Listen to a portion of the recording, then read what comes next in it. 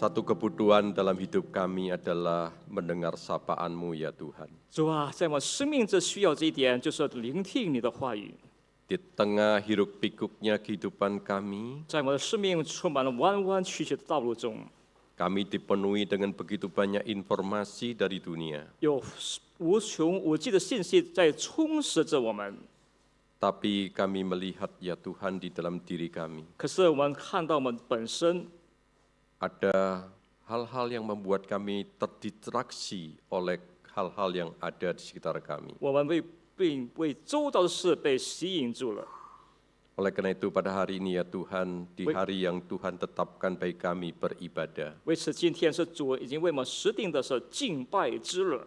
Berikan ketenangan dalam pikiran dan hati kami yang tertuju kepada Kristus. 求主安静我的心思意念，这一我的焦点对焦在基督身上， Agar kami peka mendengar suara-Mu. 好让我们敏感的能听你的话语。 Urapi dengan kuasa Roh Kudus pikiran dan hati kami, setiap kami dan juga kedua hamba-Mu. 求主圣灵来高摩我们的全体的会友们，并台上的2位仆人， Kami siap untuk mendengar sapaan-Mu ya 我们 Tuhan. 预备心来聆听神的话语。 Dalam nama Tuhan Yesus Kristus yang adalah firman yang hidup, kami alaskan doa kami 奉 ini. 我主耶稣是真实的真道，我们如此的祷告。 Amin. 阿门。 Shalom, selamat pagi. 弟兄姊妹们平安，早上好。 Terima kasih kesempatan diberikan pada saya untuk menyampaikan firman Tuhan pada hari ini. 感谢神赐我机会能够在台上与大家一同分享神的信息。 Izinkan saya untuk menyampaikan salam dari keluarga besar Seminari Alkitab Asia Tenggara buat keluarga besar GKY Alam Sutra. 请恕我代表我们神学院的全体的同工们，向在座的弟兄姊妹们致以亲切的问候。 Hari ini saya diberikan satu tema oleh Gembala Sidang dan Majelis, ketundukan keluarga kepada Kristus yang terambil dari Kolose pasal 3 ayat 18 sampai 21. 今天我一同分享和默想的神的信息，是取自于哥罗西书3章18到21节，是主题为一个整个顺服与基督的家庭。 Apakah bisa?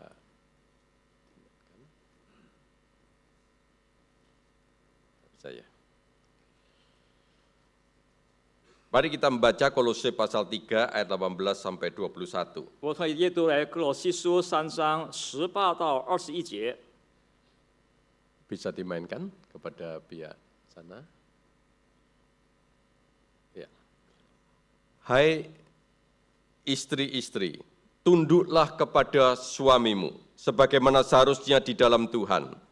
Hai suami-suami, kasihlah istrimu dan janganlah berlaku kasar terhadap dia. Hai anak-anak, taatilah orang tuamu dalam segala hal, karena itulah yang berkenan di dalam Tuhan. Hai bapak-bapak, jangan sakiti hati anakmu, supaya jangan tawar hatinya. 哥罗西书3章18到21节，18节，神的话语道：你们做妻子的，当顺服自己的丈夫，这是主里面有相遇的。弟们做丈夫的，要爱你们的妻子，不可苦待他们。你们做儿女的，要凡事听从父母，因为这是主所喜悦的。21节，你们做父亲的，不要惹儿女的气，恐怕他们失去了志气。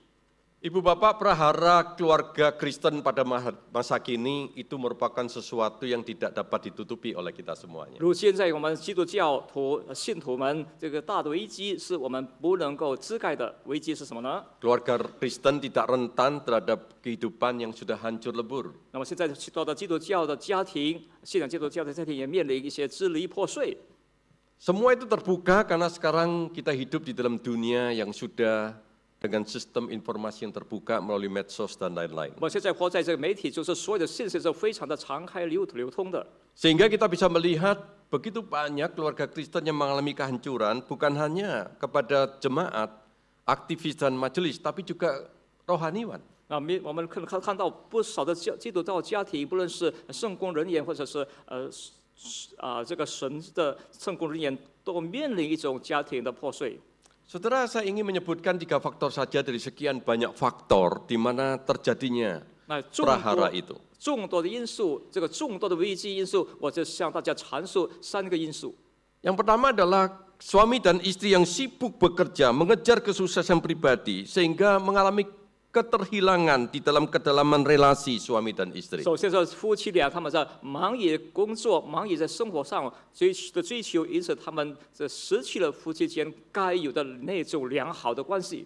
Yang kedua, anak-anak tumbuh dalam dunia digital dan AI. Sekarang ini sudah kemudian dengan dua pilihan untuk curhat kepada orang tua atau kepada AI. 第二代的孩子们就是忙碌于专心在AI 人工智能方面，他们一起失去了个向父母亲、向父母的倾诉等等。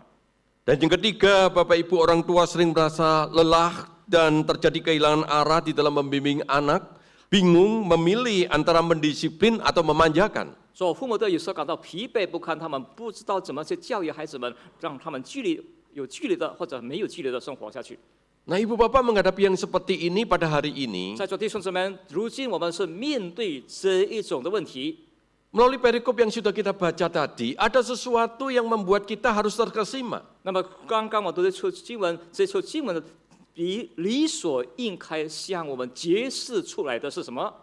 Mengapa kemudian di tengah perikop ini, Paulus yang berbicara tentang rumah tangga Kristen, di tengah dia sibuk membahas tentang supremasi Kristus di dalamnya. 这使徒保罗在长过篇论谈到基督的主权，为什么他要抽出时间谈论及关乎基督教的家庭的生活？ Menarik sekali dalam kitab Kolose ini. 在这哥罗西书是非常引人入胜的一处经文。 Berbicara tentang supremasi Kristus, tetapi di tengahnya justru di situ kemudian Paulus mengaplikasikannya di dalam kehidupan keluarga Kristen. 使徒保罗关乎属的主权，在当中，使徒保罗又在谈到家庭，就是在基督教导方面的应用的方式。 Bapak Ibu, kalau kita melihat dalam Kolose keseluruhan, maka Kolose pasal 3 ayat 18 sampai 21 itu berisikan sebuah pengajaran agar setiap anggota Kristen menjadi orang Kristen yang menghidupi kehidupan sebagai orang Kristen sejati di dalam rumah secara holistik. Itu maksudnya. 整个哥罗西书，我看到从这个3章18、21节是要使徒保罗强调的是，我们信徒的家庭们该把基督的真理活出来的。 Sekarang pertanyaan kita adalah, apakah ada orang Kristen yang kemudian tidak menghidupi sebagai orang Kristen sejati di rumah? 问题在于，现在如今的信徒们信仰基督教的信徒们，是会在他家中已经把活出基督的生活和样式。 Menarik sekali saudara, Kolose pasal 3 ayat 5 sampai 17 sebelum perikop tadi. 那么在哥罗西书3章，这是上一段节， Paulus itu berbicara bagaimana kehidupan kita sebagai orang-orang yang sudah percaya menanggalkan kehidupan yang lama menuju menjadi manusia yang baru, menanggalkan kehidupan duniawi menjadi manusia yang lebih ilahi. 使徒保罗在强调我们如何是撇弃把喜乐的生活，现在披上有基督的新的服装、新的生活、更新的生活。 Paulus sedang concern bagaimana kemudian kehidupan Kristen kalau tidak berubah itu maka kemudian tidak berbuah di dalam hidupnya. 使徒保罗对这信徒们若是没有更新的，他们在这个信仰的生命历程中没有接受果实，保罗对此深感忧虑。 Kalau kemudian kita melihat sebutan sebagai orang Kristen 我们看到周围被称为的信徒们， dari kata Kristianos, 是从 Christianos 这个词语来取这词这个词 maka 语。 kita seharusnya sadar bahwa kita telah milik Kristus, pengikut Kristus di 我 dalam 们 hidup kita 全 ini. 然意识到，我们是属于基督，是跟随着基督的门徒们。 Saudara, Charles Swindoll itu memberikan satu ilustrasi yang menarik. 那么，照了使徒他作为一个插图来一个描写， Di dalam satu bukunya, So You Want to Be Like Christ, itu berkata gini, yang membedakan kekristenan dengan kepercayaan lainnya ialah tujuannya, yaitu menjadi serupa dengan Kristus. Sehingga kesalehan dalam konteks Kristiani bukan sekedar moralis. 那么在与基督教与其他宗教的有所区别的主要在，那么我们或者效法基督，有基督的形象，就是在我们的敬虔生活中，我们在我们的道德方面。 Saudara, begitu banyak orang yang mengatakan kalau saya orang Kristen itu pokoknya hidupnya baik. 不少人说我是信徒们，我活着好的生活。 Saya adalah orang yang kemudian jujur. 我是一个诚实的人， Saya tidak pernah menipu orang. 我从未欺骗过他人， Saudara, itu baik, saudara. 这是挺好的事。 Tapi agama lain juga mengajarkan yang sama. 可是其他的宗教也是如此的教导他的 Kita 信徒。 menjalani kehidupannya sebagai sesuatu yang bersifat moral. 我们这是在道德方面这方面， Dikatakan bukan hanya secara lahiriah kita nampak sebagai orang Kristen. 不是在我们的外表有基督徒敬虔的外表而已。 Bukan kita hanya berbicara tentang kita memiliki satu konsep tentang Allah yang 不 kudus. 是，只是我们拥有一个概念，就是我们神是满圣洁的神， Atau kemudian bukan pula kebajikan ataupun idealisme. 也不是说关乎人的美德，并且人的理想方面。 Tetapi Svindel mengatakan Paulus sedang berbicara hidup yang berakar kepada Kristus, itu yang 可 penting. 是勋德强调的是，我们活在这是扎根在基督的生命里。 Nah, kalau begitu Ibu Bapak dan sahabat-sahabat muda di 在座的 tempat 弟 ini, 兄姊妹们，若是这样的话， bagaimana kemudian kita mewujudkan keluarga kita 我们如何把我们家庭能够实现出来， supaya keluarga kita lebih kuat, 好让我们的家庭来得更坚固， keluarga kita punya vitalitas 我们的家庭有生命的活 di 力。 tengah segala kehidupan dunia yang bersekuler ini, 在这个处在俗世的世界下， di tengah dunia yang padat dengan informasi ini, 处在这个信息泛滥的时代里头， sehingga keseluruhan anggota keluarga kita 因此我们整个的家庭成 memiliki 员 satu kehidupan yang berakar kepada Kristus itu. 活出来扎根在基督生命里的生活。 Saya ingin mengutip apa yang dikatakan oleh Jonathan Edwards, saudara. 我要摘取 Jonathan Edwards Saya pikir gambaran Jonathan Edwards itu menggambarkan Kolose pasal 3, 18-21. 约拿生他是在启示哥罗西3章18节的。 Dia mengatakan setiap keluarga Kristen seharusnya menjadi gereja yang kecil yang dipersembahkan bagi Kristus. 所有的信徒们理所应该成为为主献上的小的教会， Dan sepenuhnya dipengaruhi dan dikuasai oleh pemerintahan Kristus. 整个里头都有基督的掌控。 Saudara, kenapa saya mengatakan bahwa kutipan dari Jonathan Edwards ini sangat relevan dengan Kolose pasal 3 ayat 18-21. 为何我说这个小学生所说的原理，道出的原理，跟哥罗西3章是何等相遇的？ Saudara, kalau kita lihat di dalam bagian ini, kita melihat tunduklah seorang istri itu di dalam Tuhan. 在18节看到做妻子的，就是在基督里头要顺服自己丈夫， Di dalam Kristus. 在基督里 Kasihlah juga di dalam Kristus. 爱你的妻子也是在基督里， Taatilah orang tuamu karena itu berkenan di dalam 也 Kristus. 听从父母也是在基督里， Janganlah sakiti hati anakmu. 不要惹你的孩子们的气，儿女们的气， Seperti Bapa di surga tidak pernah menyakiti hati anak. 如同我在天上的父神从未惹我们的气。 Sehingga kalau kita melihat di dalam bagian ini Bapak Ibu, maka sekali lagi saya katakan, apa yang dikatakan oleh Jonathan Edwards ini merupakan sesuatu yang harus menjadi concern kita. 为什么说想到约拿生所说的是即将成为我们关切的一项事？ Jadikanlah keluarga kita itu menjadi gereja kecil yang dipersembahkan untuk Kristus. 把我们竭力把我们的家庭成员成为小小的教会，献于基督跟前。 Oleh karena itu saya hanya memberikan 2 pengajaran tatanan ilahi sebagai liturgi kehidupan Kristen yang menyenangkan hati Allah, di mana melalui relasi setiap anggota keluarga Kristen dapat mewujudkan keluarga sebagai gereja kecil yang dipersembahkan bagi Kristus. 为此要在此要神的教导着，有仔细的教导，就是如何使我们的家庭成员为主所献上的小小的教会。 Yang pertama, tatanan liturgi kehidupan keluarga Kristen itu adalah relasi suami dan istri yang berpusatkan kepada 首 Kristus. 先，这是在基督神的有仔细教导之下，首要之点就是夫妻之间的关系是以基督为中心。 Bapak Ibu, dalam bagian ini kita disebutkan, hai istri-istri, tunduklah kepada suamimu. 在18节说，你们做妻子的当顺服自己的丈夫。 Karena tunduk itu artinya menata diri di bawah suami secara sukarela demi ketertiban kehidupan keluarga dan demi kasihnya kepada suaminya. 顺服这里涵盖这个妻子的以心甘情愿的听从丈夫的领导，有直有细的。Tetapi ini tidak bersifat yang ingin mengatakan bahwa secara kodrati istri di bawah suami atau kehidupan spiritualitas istri lebih rendah dari suami. 这并未照说妻子是在身份上方面是低于丈夫。 Yang menarik adalah pada waktu itu dunia mengatakan istri itu harus tunduk sepenuhnya kepada suami. 因人如是说，当时世界说到是妻子是要完全的顺服于丈夫， Dan kemudian seorang wanita itu di bawah laki-laki. 那么女人就是在男人这妻子在丈夫之下。 Tapi di dalam bagian ini tunduklah 可是在 itu memiliki satu pengertian Bapak Ibu adalah ketertundukan tetapi juga ada kesetaraan di dalamnya. 可是，在顺服有顺服，也有平等的意义。 Ibu Bapak, baik suami atau istri itu diciptakan menurut gambar dan rupa Allah. 在座的弟兄姊妹们，丈夫、妻子，这男和女，这是按神的形象所造出来的， Sebagai imago Dei. 所谓 image bearer。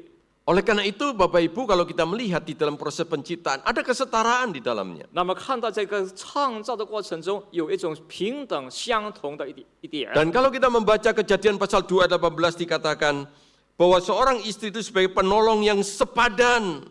那么在创世纪说到做妻子的，是成为丈夫的，中文说贤内助。 Bapak Ibu kemudian dikatakan di dalam Tuhan. 那么在主里，在神里面， Bapak Ibu itu mengacu kepada di dalam Kristus. 就是好像是在基督里。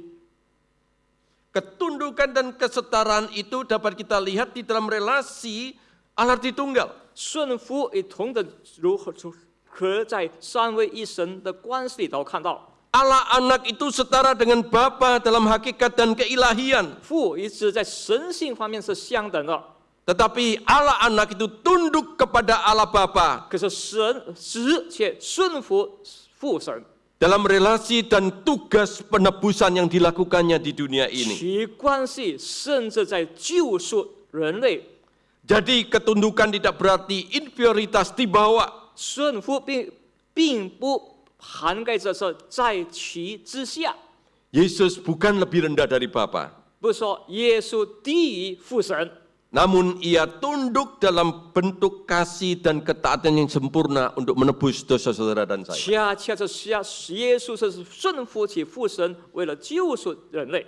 Jadi oleh karena itu ketertundukan itu memiliki satu hal, Bapak Ibu dan khususnya ibu-ibu adalah satu panggilan fungsional dengan sikap rendah hati secara sukarela dan kooperatif dengan suami di dalam Tuhan Yesus Kristus. 维持这个顺服在主耶稣基督里，这是对妻子们的这个呼召，就是他们在谦卑、完全的谦卑和自愿、甘心、喜乐。 John Calvin itu mengatakan tunduk tidak berarti lebih rendah.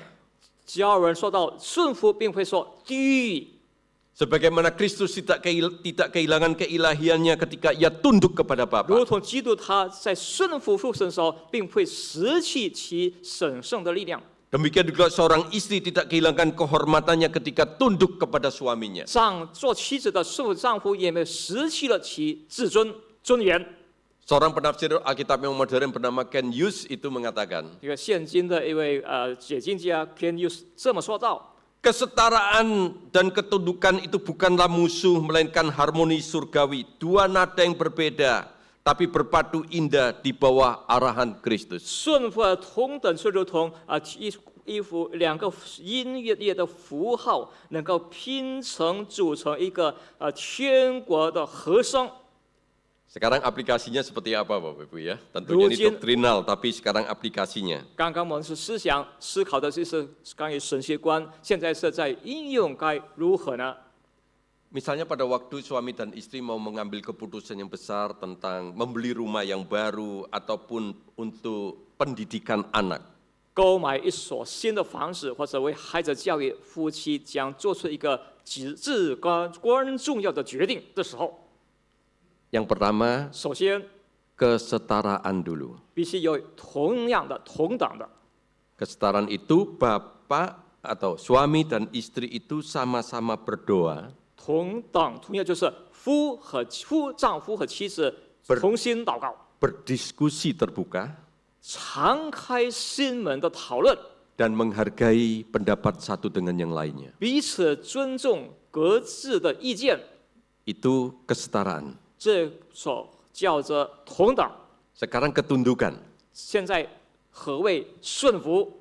Bila akhirnya terjadi perbedaan, 若是最终有意见分歧的话，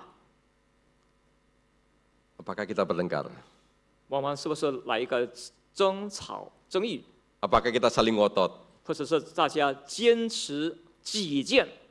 Jika terjadi perbedaan, istri memilih untuk mempercayakan keputusan akhir kepada suami bukan karena kalah, 做妻子的选择就是，那么听从丈夫的决定，并非说她退让， karena menghormati tatanan Allah itu. 乃是她顺服神的所定下的秩序。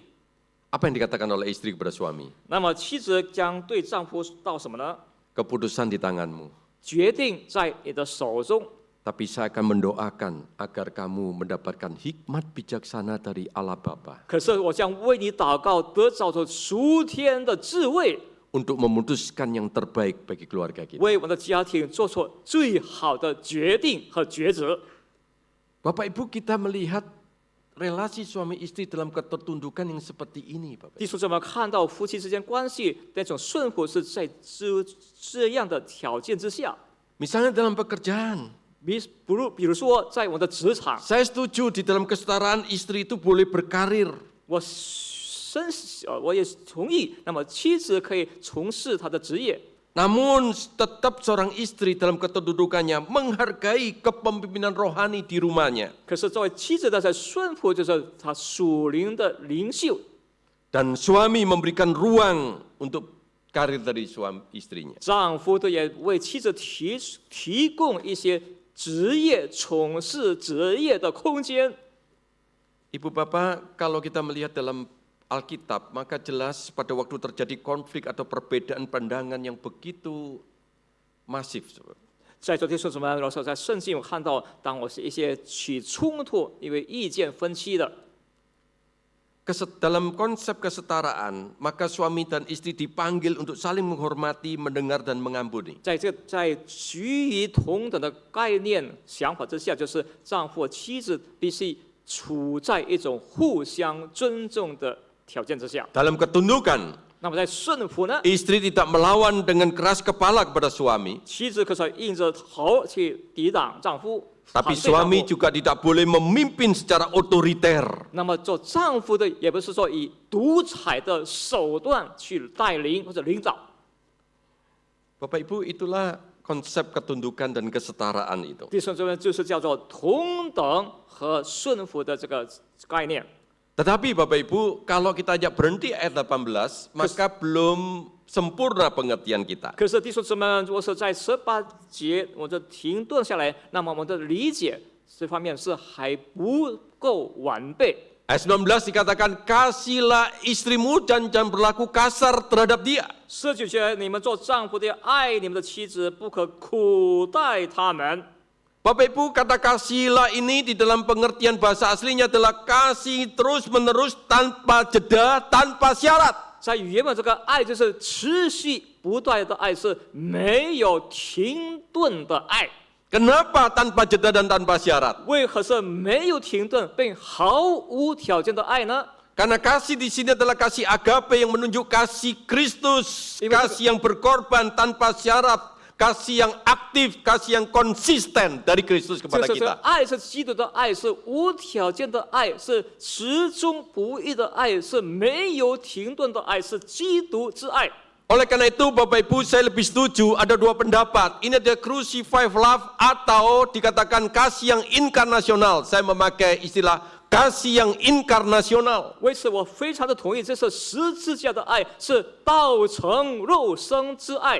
Di mana kasih Kristus yang inkarnasional itu dapat kita rasakan, kita nikmati dan membumi dalam kehidupan kita melalui keselamatan yang sudah kita terima melalui kasih dan anugerah Allah yang Dia mati di atas kayu salib, kita menerima anugerah keselamatan itu. 基督的道成肉身之爱是十架的是爱，是我们每一位信徒们已经领受到从神的实际、神的使命而那得着的恩典。 Oleh karena itu dalam bagian ini suami itu diminta supaya cintanya itu, kasihnya itu benar-benar membumi dan mendarat di hati istrinya. 为此，我做丈夫的被要求的爱妻子的爱是能够在妻子的生命里头扎根的爱。 Kasih seorang suami itu adalah kasih yang inkarnasional terhadap istrinya. 做丈夫的对妻子的爱是那种道成肉身之爱。 Oleh karena itu Bapak Ibu kita akan memberikan satu contoh aja. 为此，在座弟兄姊妹们，我们举一个例子。 Bapak Ibu saya tertarik pada cerita dari Anne and Charles Lindbergh. 我对这个恩恩和 Charles Lindbergh 的一则故事深感有趣。 Ini adalah seorang penerbang internasional yang terkenal sekali. 这个是一个非常知名度很高的杰出的飞行员。 Anne itu menulis satu tulisan yang begitu luar biasa. 安娜写下一个非常引人入胜的 Cintanya, cinta suaminya yang mendalam dari suaminya itu. 对她丈夫深深的爱， Memberikan kepercayaan diri, kekuatan dan karakter baru. 给她信心，给她个新的品格。 Dia berkata, fakta bahwa aku dicintai membuat dunia dan diriku itu berubah. 这是一个真实的事实证明我被爱，她的爱改变我的世界。 Aku diberikan kepercayaan diri, kekuatan dan karakter yang baru. 她赐给我一个信心，能够相信自己和新的或者性品格。 Pria yang kucintai percaya kepadaku. 那么我所爱的人，那个男士弟兄， Karena aku itu 他相信我。 oleh karena itu aku bisa melakukan lebih banyak dari yang kusangka. 为此，我能够办出来我所未想到的事。 Ibu bapak, ini adalah satu kisah yang dituliskan. 在座的弟兄姊妹，这是一个真实的故事。 Dan kisah ini benar-benar merupakan satu kisah yang membuat begitu banyak pasangan suami istri yang terinspirasi. 真实的故事让许多的夫妻得着启示。 Satu kasih suami yang membumi dan mendarat di hati istrinya itu. 丈夫的爱在妻子的心里头已经生根扎根了， Membuat seorang istri mengalami satu transformasi di dalam kehidupan. 好，也维持这个妻子在这整个生命里也经历了异常的改变。 Yang kedua Bapak Ibu, 第二点， kasih yang inkarnasional itu adalah satu kasih yang dimana seorang suami itu juga mendoakan istrinya secara mendalam dan pribadi. 道成肉身之爱，就是一位丈夫为他的妻子有深切的祷告。 Saya sering kali tanya sama jemaat, 我常常对会友们问道， kepada suami-suami, 也对做丈夫们问道： pernahkah mendoakan istrimu secara khusus 你 setiap hari? 是否每天有没有专心的为你的妻子祷告过吗？ Kalau ingat aja Pak, 想起来的时候有， kami hanya berdoa bersama setiap hari. 我们总是一块儿祷告， Doa kepada istri pada waktu doa bersama. 为妻子祷告的时候也是这样一块祷告的时候。 Bapak Ibu, begitu banyak suami yang gagal mengasihi dengan empati inkarnasional itu karena di dalam dirinya tidak pernah ada satu kerinduan secara pribadi berdoa bagi istrinya. 许多的丈夫的时候，没有好好的为妻子祷告，是因为他失去了理所应该有的那个道成肉身之爱。 Petrus mengatakan, demikian juga kamu suami-suami, hiduplah bijaksana dengan istrimu sebagai kaum yang lebih lemah. Hormatilah mereka sebagai sesama ahli waris anugerah kehidupan, supaya doamu jangan terhalang. 彼得也说到：“你们做丈夫的，也要按照情理和妻子同住。因此，比你软弱的也与你一同承受生命之恩的。” Jadi dalam bagian ini Petrus juga ingin mengatakan, Bapak Ibu, di dalam kehidupan kita, marilah kita sebagai suami itu dengan bijaksana, tahu istri itu adalah kaum yang lebih lemah. 说彼得要强调的是，我们说丈夫的要必须以情理与妻子同住，因为知道妻子是软弱的。 Oleh karena itu kedudukan dan kasih ini keduanya tidak bisa dipisahkan. 因此这方面这两个人的关系是不能分割的。 Sangat ironis bila seorang suami menuntut penundukan dari istrinya jika ia tidak mengasihinya secara radikal dan inkarnasional terhadap istrinya.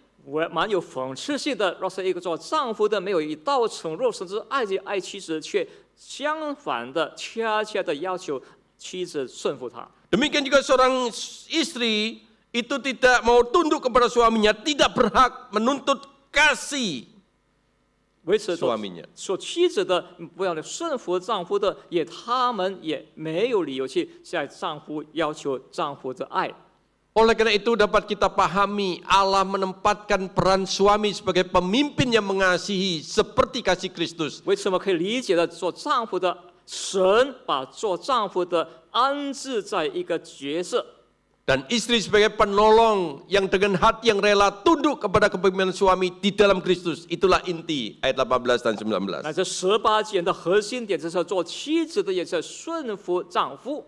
Tapi Bapak Ibu juga ada kata-kata yang kemudian Bapak-Bapak tidak boleh lupa. Janganlah berlaku kasar terhadap dia. 然而，我们也不要做丈夫的弟兄们也不要忘记是做丈夫的不要苦待妻子。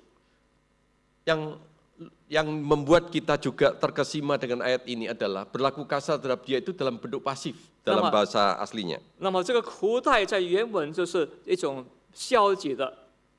Sehingga banyak penafsiran mengatakan begini, jangan menjadikan dirimu merasakan kepahitan terhadap istrimu karena istri tidak bersikap yang seperti diharapkan. Mungkin terjadi karena suami tidak mengasihi istri sebagaimana seharusnya. 维持丈夫一生没有按神的教导去爱妻子，他心里常有苦处。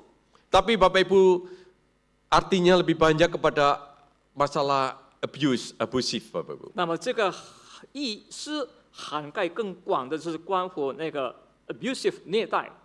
Tidak boleh terjadi kekerasan fisik, kekerasan seksual, kekerasan emosional, kekerasan verbal, kekerasan finansial kepada istri. 这个虐待就是在肢体上的虐待，在性方面的暴力，在情感方面的虐待，在言语方面的侮辱，还有在财务方面的掌控。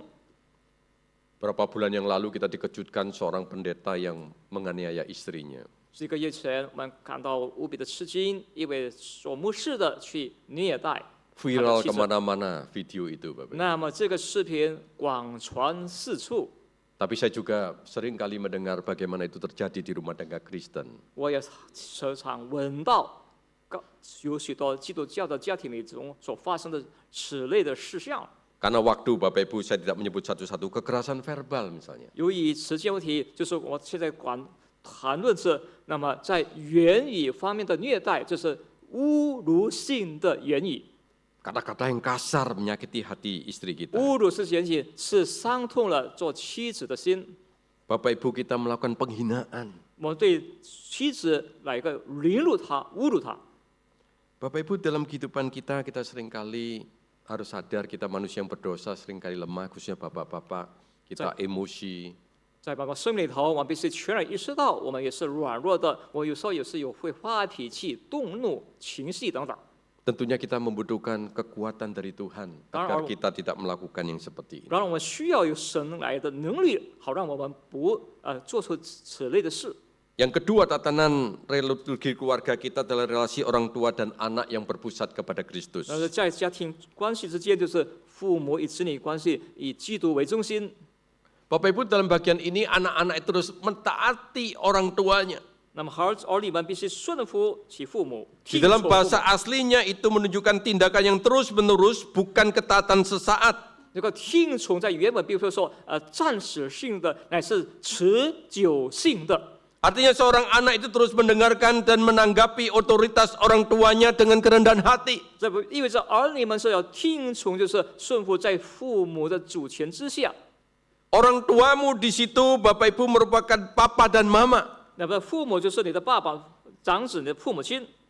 Di dalam bagian ini, kenapa kita harus menghormati papa dan mama? 为什么我们必须要听从我们的爸爸、我的妈妈呢？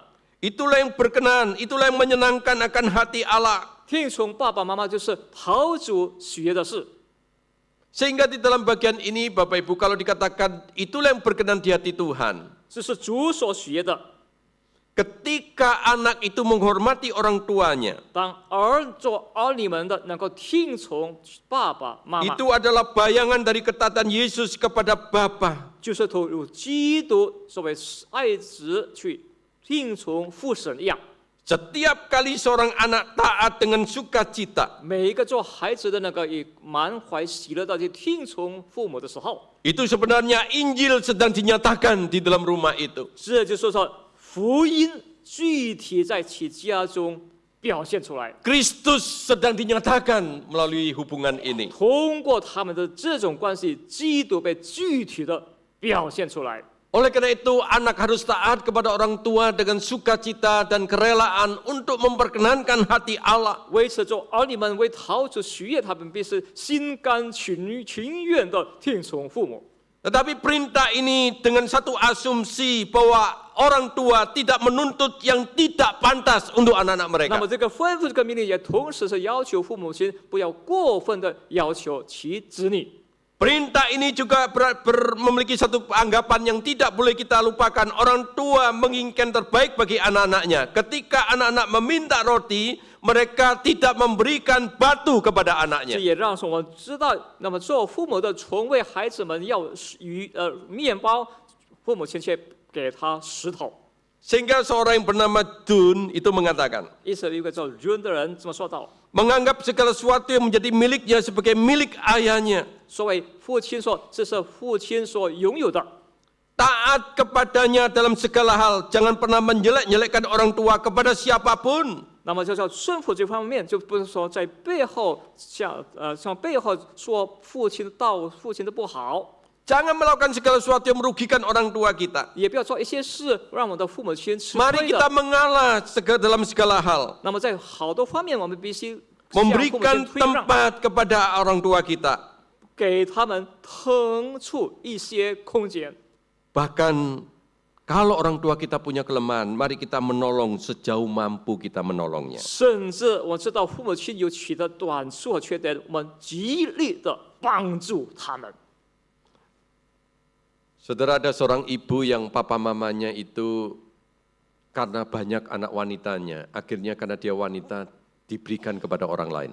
啊，有一位很多总会期待有的很多女儿，甚至把她的女的赠送给他儿。 Sehingga ibu ini pada waktu masih muda diperlakukan seperti ini, Bapak Ibu. 为此，这个年轻的妈妈是这样的被她丈夫对待她。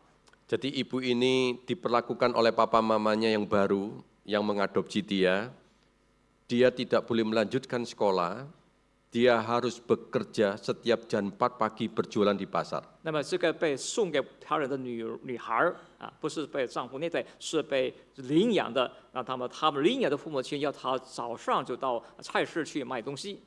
Siang jam 2 harus jalan berkilo-kilometer untuk membawa, untuk mengambil, untuk mencari kayu, bahan bakar, dan kemudian mengangkutnya pulang ke rumah. 那么在中午的时候、下午时候，他们必须走1-2个小时的行程到山里去采那木材，然后又捡了木材带回家。 Adik-adik angkatnya itu enak-enak semua sekolah dan tidak mendapatkan tugas apapun. 那么其他的弟兄姊妹们，就是不是被领养的，他们都能够受好的教育、上学读书。 Apakah ibu ini menceritakan pada orang lain, Bapak? 然而，这个女人是否有向别人讲她的故事吗？ Tidak, saudara. 没有。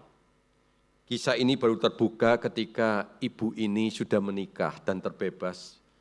当这个女人已经嫁出去的时候，她已经自由的时候，这个故事才揭露出来。 Dan suaminya ini menceritakan kepada kakak kandungnya yang ditemuinya secara tidak sengaja.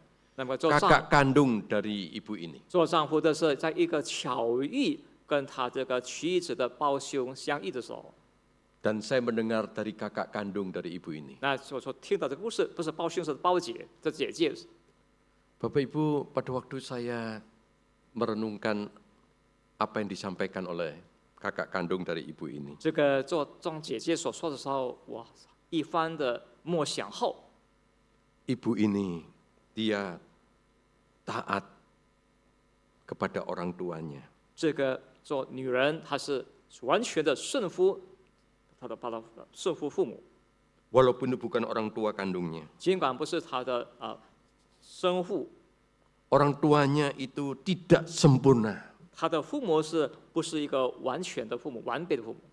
Tapi dia melakukannya demi hidupnya itu berkenan kepada Tuhan. 她为了能够讨主许的生活，她是完全的顺服他们。 Bapak Ibu, ini merupakan satu hal yang sulit khususnya bagi adik-adik sekalian atau rekan-rekan di sini. 这件事非常是挺艰难能够办出来，尤其是对现今的孩子们。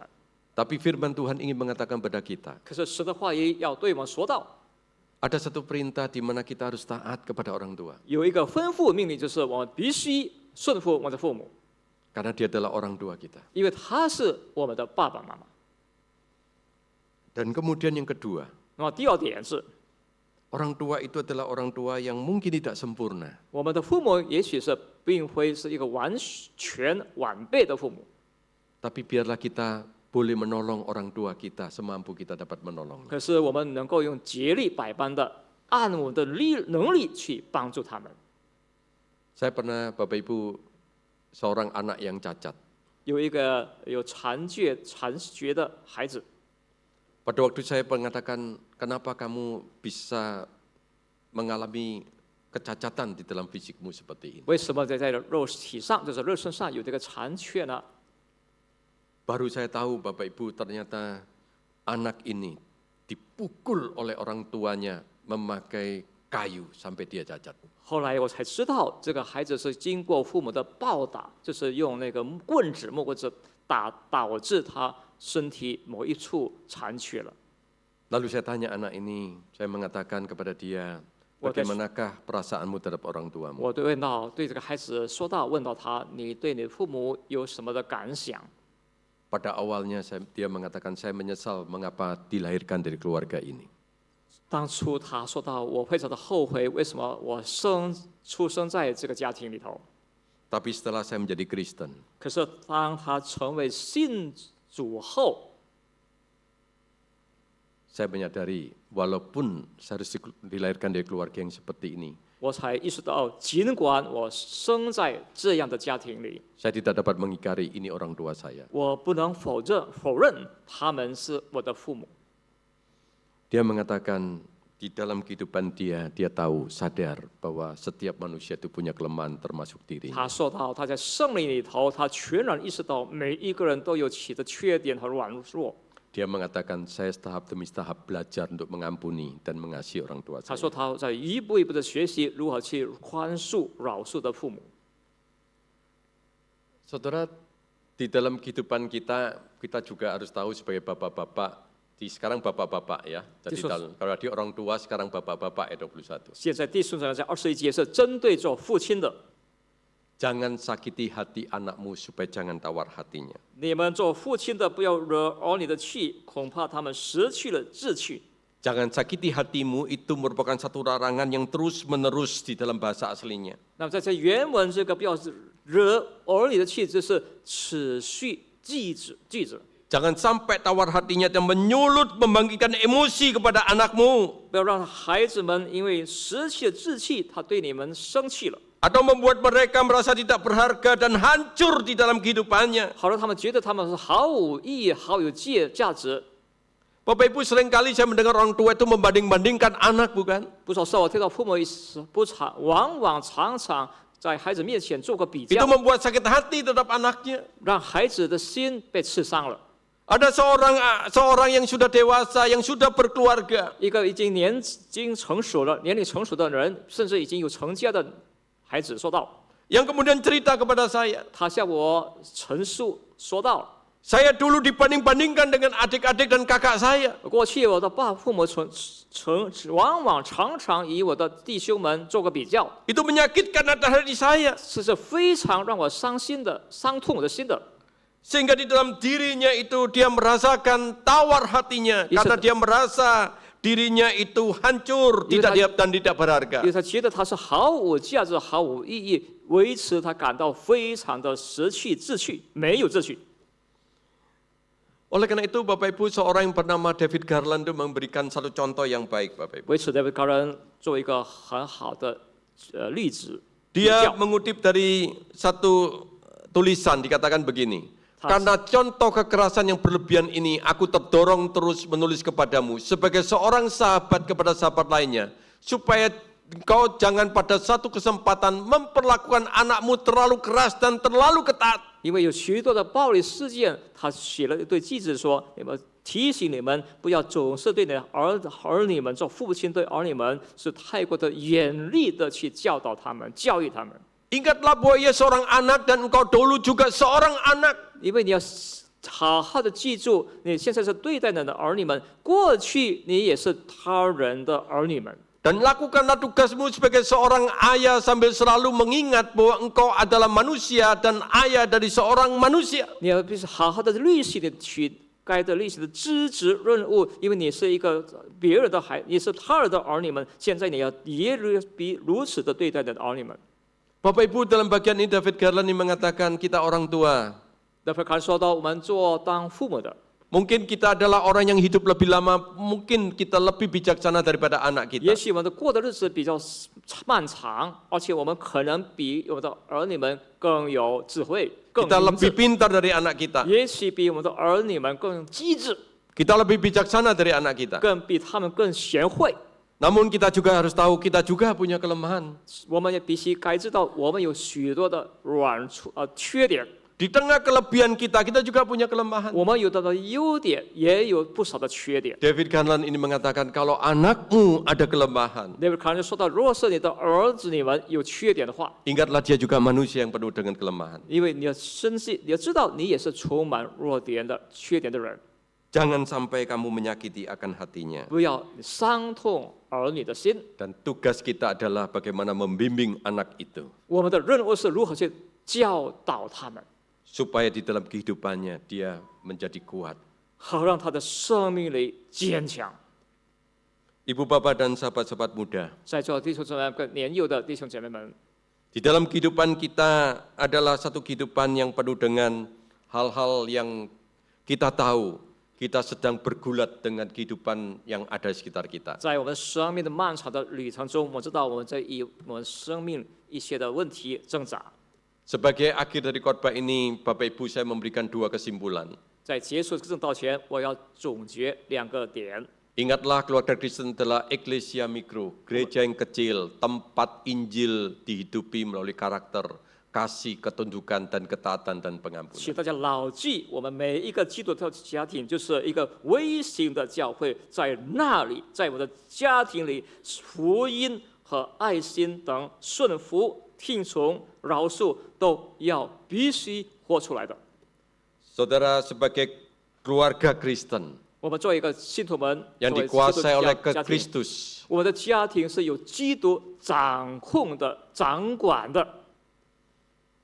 ketundukan dan ketaatan tanpa kasih menjadi tirani. 顺服听从，若是没有爱，就成为一个暴君、独裁。 Kasih tanpa ketundukan dan ketaatan menjadi permisif. 若是一个顺服没有爱，没有顺服，没有听从，这就是成为一种放纵。 Tetapi di bawah salib keduanya itu berbadu. 然而在十字宝架之下，这个2点融为一体。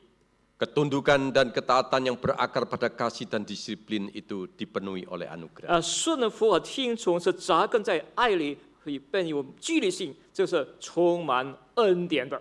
Kita memerlukan anugerah Kristus 我们需要基督的恩典， yang memampukan kita 让我们有能力 mewujudkan keluarga kita sebagai gereja kecil yang dipersembahkan bagi 把我们的 Kristus. 家庭成员成为微型的教会，小小的教会，献于基督跟前。 Inilah yang tidak boleh diremehkan oleh kita. 这就是我们不可忽视的一点。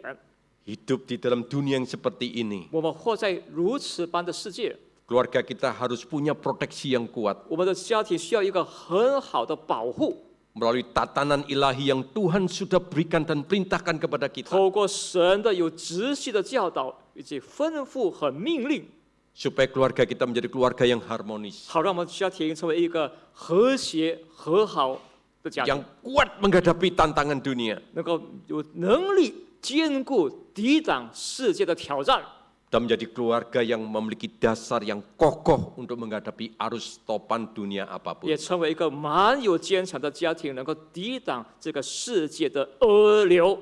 Kiranya Tuhan Yesus memberkati kita 求 semua. 主耶稣赐福在座的弟兄姊妹们， Amin. 阿门。 Bapa yang di surga, 我们在天上的父神，